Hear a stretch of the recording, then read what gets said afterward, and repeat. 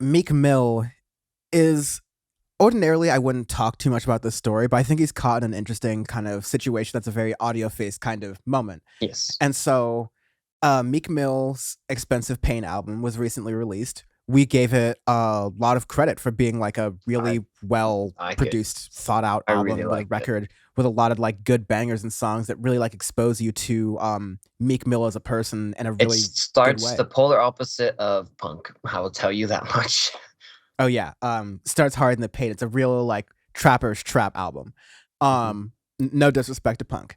That being said, it debuted number 3 on the Billboard chart after Drake and Taylor Swift. And what can I say? Like Taylor Swift is one of the top artists in the country and the world, and she's re-releasing her music every couple of months. So like, well, hey, Yeah, so like you're not like good luck.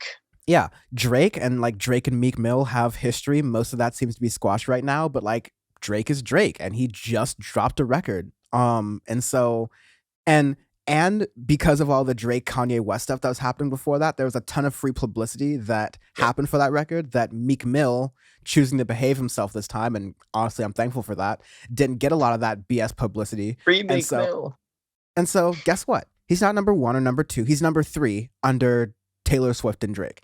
That's totally fine, but also this whole what do you chart on the billboards thing, it's not something we almost ever talk about on You're a Audioface piece of really. And shit. yeah, because it doesn't matter. Like we don't know how like Billboard has a ranking system. They trust their ranking system. A lot of people trust their ranking system, but a lot of these ranking systems you like peep under the hood a little bit and you may go, well, does X metric really count as a view? And more importantly, like why are we looking at stream count or stream plays as a gauge of how quality or good something is?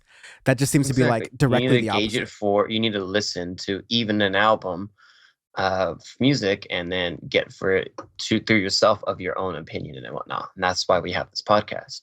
Yeah. Because there's gonna be albums that don't chart that will be album of the year worthy candidates and stuff. So that's the whole thing with charting is I always thought it's just a little bullshit anyways. It's just seeing how popular it is. That has no effect, at least for us, of if an album is good or not. Yeah. And it shouldn't form anybody's opinion either on if an album is good or not, seeing how it's charting. Yeah. It's very redundant. If anything, an album being popular or not works against you on Audioface because we're going to be more critical Yeah, of like, okay, why are so many people listening to this when it sucks? And through the years, exactly. we just kind of realized that that's a fact of particularly American popular music. But and S- me, like, I'll say 2 things on this. Like, one being that a lot of this is driven by DJ Academics purely of because course. he'll just post on Instagram like Monday morning going, or not even Monday morning, like Saturday afternoon going, oh, this record is projected to sell this much by Billboard. Thoughts? Question mark. And he does it for his own, like, to trigger Yeah, discourse, which gets engagement, which, does well for his own brands and his own channel, right? So we can get more views. But ultimately, it's this pressure that's being put on numbers when part of the conversation which helps DJ Academics get more like engagement and views is that the numbers don't tell the full story as we're saying here. um that's the first thing. Second thing, Meek Mill was saying, me, I'd rather take me off Billboard. You got to think about it. What's the purpose of me being on Billboard? If Jay-Z talking about he don't believe in the Billboard, he been in the game for 30 years, why should I put myself in a position to be where they say allegedly something is being manipulated and then I'm putting my brand on a list that's being manipulated? He didn't really specify whether Billboard's charts were manipulated or not, or like slanted in any kind of way. But I think you don't even have to make that argument. The charts aren't the end all be all.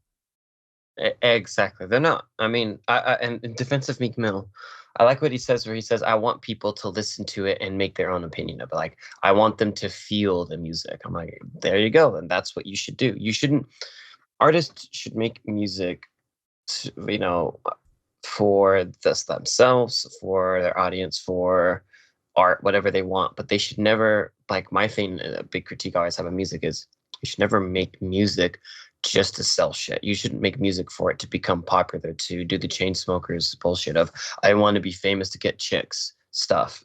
Because then you might end up with Music of the Spheres by Coldplay